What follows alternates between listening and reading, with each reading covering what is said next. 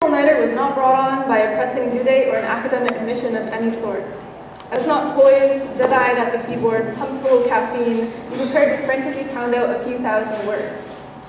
No, the hours slipped away gently, by accident. I think it started with a simple Google Images search, minimalism. One click gave way to another, and soon the sun reared its shiny head, smirking at me from its glaring reflection on my screen. The whole night through, I was thrilled with each new find, from Polaroid cameras to minimalist clothing and home decor. I was fostering my newfound obsession with certain clothing, with cameras, with a melange of luxurious objects. I was overjoyed at the mere fact that I was so enraptured with the discovery of these items. My night was marked by the most intense focus. You know, I never thought myself the religious type, never wanted to put my whole soul into something greater than myself. But in all reality, everybody worships. In the words of the late David Foster Wallace, there is actually no such thing as atheism. There is no such thing as not worshiping. Everybody worships. The only choice we get is what to worship. And the compelling reason for maybe choosing some sort of God or spiritual type thing to worship, be it JC or Allah, be it YHWH, or the Wiccan Mother Goddess, or the Four Noble Truths, or some inviolable set of ethical principles, is that pretty much anything else you worship will eat you alive. Looking back, I can pinpoint many occasions where I spent a good deal of time worshiping material things. It's so easy, so simple for companies nowadays to spawn an obsession with materials they are advertising, especially with the reign of social media. Take the new Calvin Klein campaign, for example. When I came across the hashtag #MyCalvins and started browsing through endless photos of beautiful, beautiful people just luxuriously lounging in their Calvin Kleins, I was hooked. I mean, immediately. Images of my future cool self in Calvin Klein bounded through my brain like quickfire. A subconscious attachment to the idea that what you own makes you who you are. I thought that by buying the brand, I would buy myself the confidence, the coolness the models seem to exude. It pains me to say so, but I spent hours thinking about a set of brand name underwear that was, in all likelihood, probably made in China. So many things are not as luxurious as we like to think they are. All that time spent worshipping a couple of pieces of fabric I thought would make me cool somehow. Good advertisements that manage to target your insecurities specifically create this obsession that gnaws at you until you give in and buy the darn thing already. Unless you manage to redirect your passion into another field, that checkout button is really the only outlet for your energy. This is what good marketing does to you.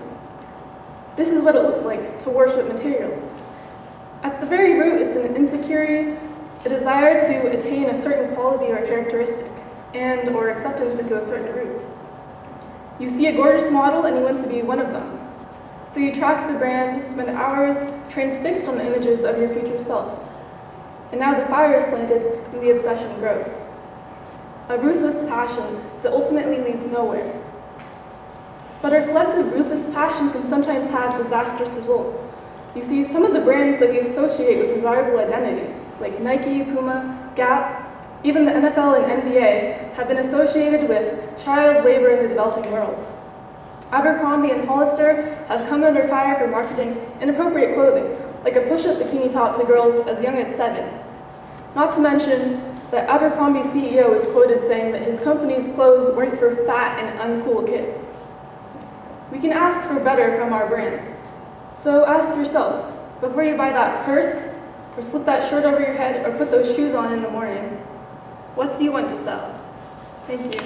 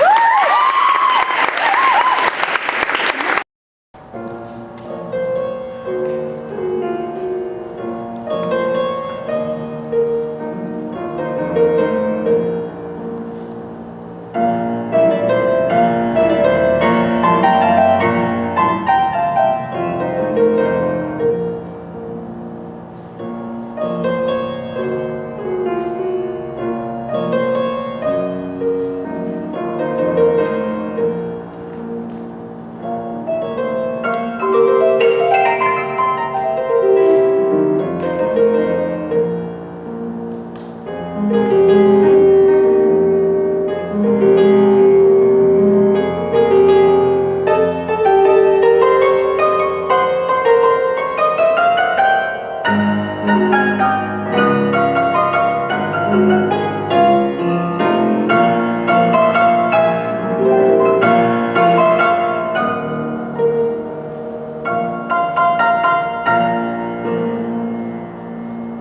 I'm gonna try and play one more piece on violin. I think, sorry, I wasn't making a mistake. That's incredible. That was better than I could